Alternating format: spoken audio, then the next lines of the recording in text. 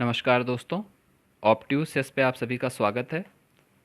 आज से हम C U E T M A economics में मैथमेटिकल पोर्शन में पूछे जाने वाले कुछ इम्पॉर्टेंट क्वेश्चंस की एक सीरीज़ शुरू कर रहे हैं, जिसके अंदर हम लोग सारे टॉपिक्स के इम्पॉर्टेंट क्वेश्चंस को कवर करेंगे और उनसे रिलेटेड कंसेप्ट को भी कवर करेंगे। लेकिन उसके लिए सबसे इम्पॉर्टेंट है, हमें आपका साथ ज़रूर चाहिए और अपना साथ देने के लिए प्लीज़ चैनल को सब्सक्राइब किए रखिएगा, जिससे हमारे नए वीडियोस आप तक पहुंचते रहें और आप ज़्यादा से ज़्यादा लोग सीखते रहें। तभी हमें भी अच्छा लगेगा कि ज़्यादा से ज़्यादा लोग इसका फ़ायदा ले पा रहे हैं। तो चैनल को सब्सक्राइब किए रखिए। अगर आपका सब्सक्रिप्शन बढ़ता रहेगा इसी तरीके से, तो हमारे मैथ्स के क्वेश्चंस और उनसे रिलेटेड टॉपिक्स भी आपके बढ़ते रहेंगे। आपको नए नए क्वेश्चंस, अच्छे अच्छे क्वेश्चंस प्रैक्टिस करने को मिलेगा और उम्मीद रहेगी कि आप जो है एग्ज़ाम में उन क्वेश्चंस में, जब भी मैथमेटिक्स के क्वेश्चंस आएंगे तो आप उसमें बेहतर करेंगे, क्योंकि आप एक भी नंबर अपना लूज़ नहीं करना चाहेंगे इस एग्ज़ाम में। इसलिए आप तैयारी को अपने बहुत ही स्ट्रॉन्ग करेंगे इन मैथमेटिक्स वाले पोर्शन को देख देख के। तो चलिए शुरू करते हैं। सबसे पहले पहला क्वेश्चन, उम्मीद है अभी तक आप लोगों ने सब्सक्राइब कर लिया होगा। तो पहला क्वेश्चन आपका है, एक मैट्रिक्स आपको दी हुई है ये 3x4 की, और उसकी रैंक आपको फाइंड करनी है। देखिए, रैंक फाइंड करने के लिए सबसे पहले हम क्या करते हैं, हम दिए हुए मैट्रिक्स का डिटर्मिनेंट स्क्वायर मैट्रिक्स में कन्वर्ट करते हैं। सबसे पहले याद रखिएगा कि स्क्वायर मैट्रिक्स में आपको कन्वर्ट करना है और फिर उसका डिटर्मिनेंट निकालना है। अगर डिटर्मिनेंट नॉन ज़ीरो हो जाता है तो आपका जो स्क्वायर मैट्रिक्स बना है उसका ऑर्डर ही रैंक हो जाएगा। ठीक है, उसका ऑर्डर ही क्या हो जाएगा, रैंक हो जाएगा, अगर डिटर्मिनेंट नॉन ज़ीरो हो जाता है।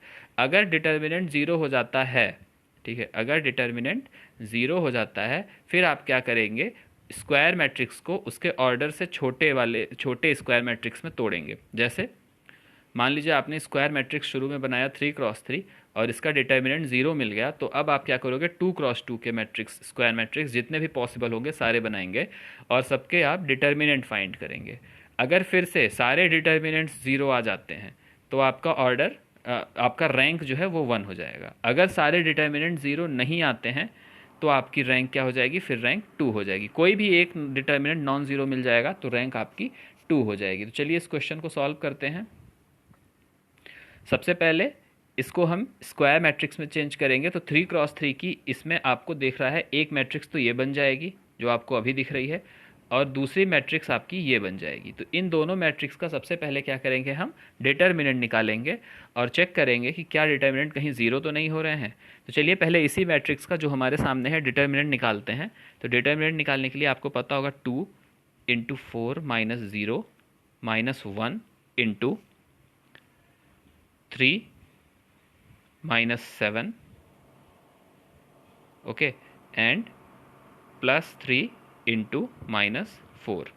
तो ये आया 8 और यहाँ से आया प्लस 4 और यहाँ से आया माइनस 12 और ये हो गया 0। तो एक मैट्रिक्स का डिटर्मिनेंट हमारा 3x3 का 0 मिल गया। अब दूसरा चेक करते हैं। दूसरा चेक करने के लिए आपके पास ये मैट्रिक्स है। इस मैट्रिक्स में जब आप निकालेंगे तो क्या हो जाएगा, 4 into 0 minus 4 minus 2 into 0 minus 8, ठीक है, प्लस 1 इंटू 6 माइनस 6। जब इसे सॉल्व करेंगे आप तो ये बनेगा माइनस 16, ये बनेगा प्लस 16, ये बनेगा प्लस 0 और ये हो जाएगा 0। तो आप देख रहे हैं कि आपने जब 3x3 के मैट्रिक्स बनाए दो, उन दोनों की आपने डिटर्मिनेंट निकाला तो क्या आ गए, दोनों डिटर्मिनेंट 0 आ गए। तो अब अगर डिटर्मिनेंट 0 आ गए तो आपको क्या करना होगा, 3x3 से छोटे जितने भी स्क्वायर मैट्रिक्स पॉसिबल हैं सारे मैट्रिक्स आपको बनाने होंगे। 3x3 से छोटे आपके 2x2 पॉसिबल है, 2x2 के सारा आप मैट्रिक्स बनाइए, सबके इंडिविजुअल डिटर्मिनेंट्स निकालिए और चेक करिए क्या कोई ऐसा डिटर्मिनेंट वहाँ मिल रहा है जो नॉन जीरो है। तो चलिए चेक करते हैं। सबसे पहला मैट्रिक्स हमारा बनेगा ये, ठीक, इसमें निकालते हैं 4 3 जा 12, 6 2 जा 12, तो ये तो ज़ीरो बन गया। तो ये अगर ज़ीरो बन गया तो नेक्स्ट मैट्रिक्स लेते हैं, ये जितने पॉसिबल है सारे बनाएंगे। 4 2 जा 8, 3 1 जा, ये तो नॉन जीरो बन गया। ये देखिए, इसको चेक करिए, ये आ रहा है आपका 5, और अगर 5 है तो 5 नॉन जीरो है। अगर ये नॉन जीरो है तो इसका मतलब हम क्या लिख सकते हैं कि rank of A matrix is equal to 2। तो पहले क्वेश्चन का आंसर हो गया rank of A is equal to 2। तो उम्मीद है रैंक का कंसेप्ट सबको अब समझ में आ गया होगा कि कैसे हमें करना है। सबसे पहले डिटर्मिनेंट निकालना है सबसे लार्जेस्ट फॉर्म्ड स्क्वायर मैट्रिक्स का, और उसके बाद अगर वो ज़ीरो हो जाता है तो उससे छोटे पे आके हमें चेक करना है, और अगर वो ज़ीरो नहीं होता है तो फिर क्या है, उससे भी वही जो ऑर्डर है मैट्रिक्स की वही आपकी रैंक हो जाएगी। तो ये था पहला क्वेश्चन। चलिए चलते हैं दूसरे क्वेश्चन की ओर। उम्मीद है आपको रैंक का कंसेप्ट जो है वो समझ में आ गया होगा। इम्पॉर्टेंट है कि आपको कंसेप्ट समझ में आ जाए। दूसरा क्वेश्चन है, consider the system of simultaneous equations. आपको तीन इक्वेशंस दी हुई हैं और पूछा है कि ये क्या यूनिक सोल्यूशन है, इन्फिनाइट सोल्यूशन है, नो सोल्यूशन यानी इनकंसिस्टेंट है, इनकंसिस्टेंट इसको बोलते हैं, या फिर एग्जैक्टली टू सोल्यूशन है। अब ऐसे क्वेश्चंस को जब भी आप सॉल्व करने जाते हैं तो आपको क्या दिख रहा है कि इक्वेशन जो होती हैं, सबसे पहले जो इक्वेशन होती हैं, सिस्टम ऑफ इक्वेशन में इक्वेशन दो तरह की होती हैं। एक होती है होमोजीनस और एक होती है नॉन होमोजीनस। होमोजीनस इक्वेशन क्या होती है, जिसमें कांस्टेंट टर्म सारे ज़ीरो होते हैं। तो जैसे ये अगर ज़ीरो ज़ीरो ज़ीरो हो जाए तो ये इक्वेशन होमोजीनस मानी जाएगी। और होमोजीनस इक्वेशन में इनकंसिस्टेंसी कभी एग्जिस्ट नहीं करती है, मतलब ये चीज़ कभी एग्जिस्ट नहीं करती है। होमोजीनस इक्वेशन जो होती हैं वो हमेशा कंसिस्टेंट होती हैं। लेकिन यहाँ पर क्या है, यहाँ पर आपके तीनों जो है कांस्टेंट टर्म एग्जिस्ट कर रहे हैं, और जब तीनों कांस्टेंट एग्जिस्ट कर रहे हैं तो ये नॉन होमोजीनस का केस है। अब जब ये इक्वेशन हमें समझ में आ गई, फिर क्या होता है कि हर एक इक्वेशन में तीन तीन कंडीशन बनती है। पहली बनती है इनकंसिस्टेंसी की, दूसरी बनती है कंडीशन आपकी यूनिक सोल्यूशन की, और तीसरी बनती है इन्फिनाइट नंबर ऑफ सोल्यूशंस की। तो तीन तीन कंडीशंस ऐसे बनती हैं जो आपको पढ़ना पड़ता है। लेकिन अभी चूंकि हमें ये क्लियर हो गया है कि ये इक्वेशन आपकी नॉन होमोजीनस है, तो चलिए अब देखते हैं कि इसमें कितने नंबर ऑफ सोल्यूशन होंगे। लेकिन इसका सोल्यूशन करने से पहले एक इम्पॉर्टेंट अपडेट आपको दे देते हैं।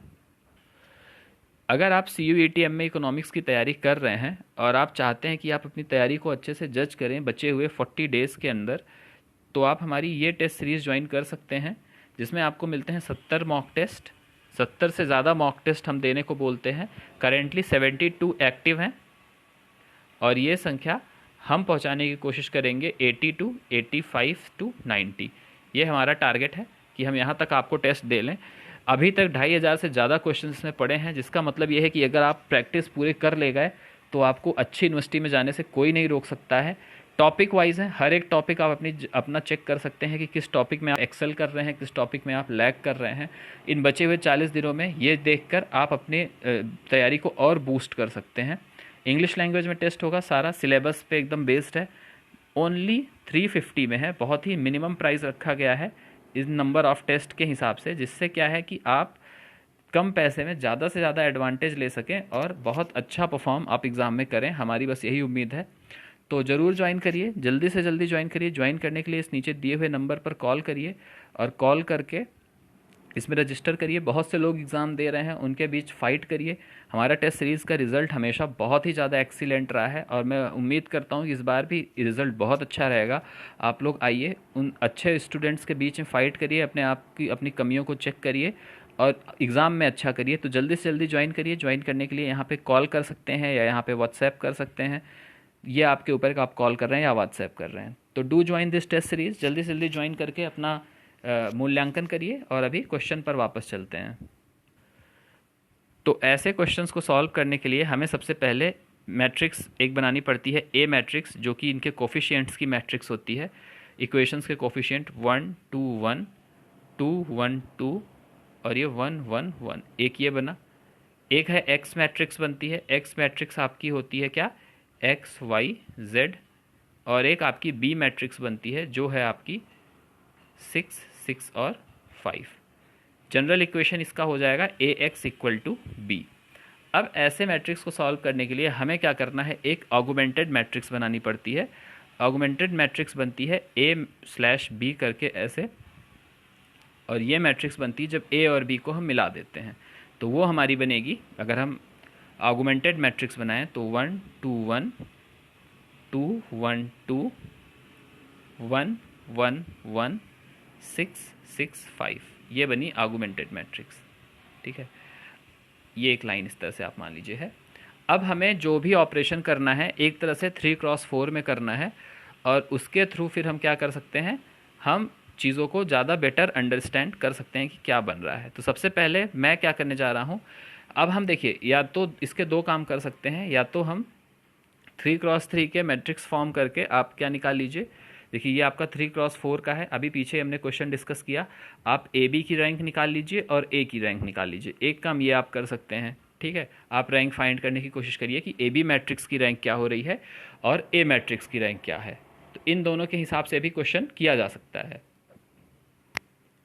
और एक तरीका क्या है कि आप इस मैट्रिक्स में, इस ऑगमेंटेड मैट्रिक्स में मैक्सिमम टर्म को ज़ीरो बनाने की कोशिश करें और वहाँ से फिर आइडिया लगाएं। तो दो तरीके हैं सॉल्व करने के। आपको डिटर्मिनेंट वाला तरीका पता लग चुका है, इसलिए मैं उस पर नहीं जाऊँगा। मैं अब रो को में मैक्सिमम टर्म को ज़ीरो बनाने वाले तरीके पे डिस्कस करूँगा, जिससे कम क्वेश्चन में ज़्यादा कंसेप्ट आप तक पहुँच जाए। तो सबसे पहले मैं क्या करने वाला हूँ, मैं रो 3 को चेंज करने वाला हूँ रो 3 माइनस रो 1 करके। जब मैं रो 3 माइनस रो 1 करता हूँ तो देखिए क्या होता है, 1 से 1 माइनस होता है तो ये 0 बन जाता है। 1 में से -2 करते हैं तो ये -1 बन जाता है, और ये 1 से 1 माइनस होता है, ये भी 0 बन जाता है। और ये 5 भी जब आपका माइनस होता है, अगर आप इसे माइनस करेंगे तो ये क्या बन जाएगा, -1 बन जाएगा। कैसे, 5 में से 6 जाएगा, -1 आ जाएगा। तो नीचे की रो चेंज हो गई। दूसरा ऑपरेशन मैं करने जा रहा हूँ R2 पे। R2 पे मैं कर सकता हूँ कि R2 माइनस 2R1, ये मैं करने जा रहा हूँ, ठीक है। तो यहाँ पे R1 में 2 मल्टीप्लाई किया, 2 इंटू 2, और 2 से माइनस किया, ये हो गया 0। 2 2 जा 4, 1 में से 4 गए, क्या आया, -3। और ये 2 इंटू 2, 2 से 2 गया, फिर से 0, और ये 2 6 जा 12, 6 में से 12 जाएगा तो ये -6। तो इस तरीके से पहले हमने दो ट्रांसफॉर्मेशन यूज़ किए जो अभी सभी लोग को समझ में आ रहे होंगे। अब इन दो ट्रांसफॉर्मेशन के बाद एक और ट्रांसफॉर्मेशन हम यूज़ करने जा रहे हैं कि R3 changes to R3 minus 1/3 R2, ठीक है। तो R2 है ये। अब R2 में 1/3 किया तो 0 किया तो 0 ही हो गया, 0 में से 0 जाएगा तो 0 ही रह जाएगा। उसके बाद इसको 3 से डिवाइड किया तो 3 3 जा 1 हो गया, -1 में से -1 माइनस करेंगे तो ये क्या बन जाएगा, 0 बन जाएगा। ये ऑलरेडी आपका 0 है तो 0 से 0 फिर से 0 आ जाएगा। यहाँ पे क्या होएगा, ये 1/3 मल्टीप्लाई करेंगे तो -2 बनेगा, 1 में से -2 माइनस करेंगे तो ये आपका +1 बन जाएगा। तो इतना काम हमने कर लिया। तीन तरीके से इसको ट्रांसफॉर्मेशन करने के बाद अब मुझे ये टर्म देखिए पूरा 0 मिल गया, लेकिन यहाँ पर टर्म 0 नहीं मिला। तो हम एक चीज़ ये कह सकते हैं कि रैंक ऑफ ए मैट्रिक्स तो आपकी जितने नंबर ऑफ रोज़ हैं, यानी 2 रो बची हैं तो 2 है, और rank of A B matrix जो ऑगमेंटेड मैट्रिक्स बनाया था वो आपकी यहाँ से 3 दिख रही हैं। ये आप जब डिटर्मिनेंट मेथड से करेंगे तब भी आप इन चीज़ों को पाएंगे। अब ये कंडीशन आप अपनी कॉपी पे याद रखेंगे। अब क्या है, अब एक चीज़ देखिए, एक कंडीशन होती है इसमें। कंडीशन क्या होती है कि अगर रैंक ऑफ ए, ठीक है, रैंक ऑफ ए जो है वो आपकी पहले आई थी 2, पहले मैं ये रैंक लिख देता हूँ, और रैंक ऑफ आपकी ए बी मैट्रिक्स क्या आई थी, rank of A B matrix अगर आपको याद हो तो वो आपका मिला था 3। अब देखिए, अब जो सारी कंडीशंस होती हैं, हम कंडीशंस पे चल रहे हैं। तो सबसे पहली कंडीशन जो हम पढ़ते हैं इसमें वो ये पढ़ते हैं कि अगर रैंक ऑफ ए, मतलब इससे जो कंडीशन लग रही है वो रैंक ऑफ बी से सबसे पहले तो कम है, ठीक है। अगर ये rank of A rank of B से आपको कम दिखे तो ये इक्वेशन क्या होएगा, तो ऐसे सिस्टम क्या होते हैं, इनकंसिस्टेंट होते हैं। इनकंसिस्टेंट मतलब नो सोल्यूशन होता है। तो रैंक ऑफ ए, देखिए 3 कंडीशन होती है, मैं तीनों कंडीशन यहाँ लिखने जा रहा हूँ। अगर rank of A is not equal to rank of A B matrix तो आपका बनेगा no solution. Rank of A equal to rank of A B equal to order of matrix तो यूनिक सोल्यूशन, ठीक है। और rank of A equal to rank of A B is less than अगर order है तो ये क्या बनेगा, इन्फिनाइट सोल्यूशन। ये 3 केस बनते हैं, इन्फिनाइट सोल्यूशन। तो अगर आप यहाँ पर देखें तो ये कौन सा केस एग्जिस्ट कर रहा है, ये केस एग्जिस्ट कर रहा है, rank of A is not equal to rank of B. तो इसका आंसर हो जाएगा नो सोल्यूशन। उम्मीद है आपको समझ में पूरा ये आ गया होगा कंसेप्ट कि ये तीनों पहले कंडीशन समझ में आ गई होंगी और जो क्वेश्चन सॉल्व किया गया वो समझ में आ गया होगा। तो अगर समझ में आ गया है तो वीडियो को ज़रूर लाइक कर दीजिए। कोई भी क्वेरी हो कमेंट सेक्शन में आप उसको लिखिए, कोई भी क्वेरी आप कमेंट सेक्शन में ड्रॉप कर सकते हैं। वीडियो को लाइक करिए, शेयर करिए और लोगों तक पहुंचाइए, और प्लीज़ चैनल को सब्सक्राइब ज़रूर कर लीजिए। सब्सक्रिप्शन जितना ज़्यादा आप करते जाएंगे हमारा मोटिवेशन उतना बढ़ेगा। और साथ में टेस्ट सीरीज़ ज़रूर खरीदिए और प्रैक्टिस जम के करिए, अच्छा परफॉर्म करिए। धन्यवाद।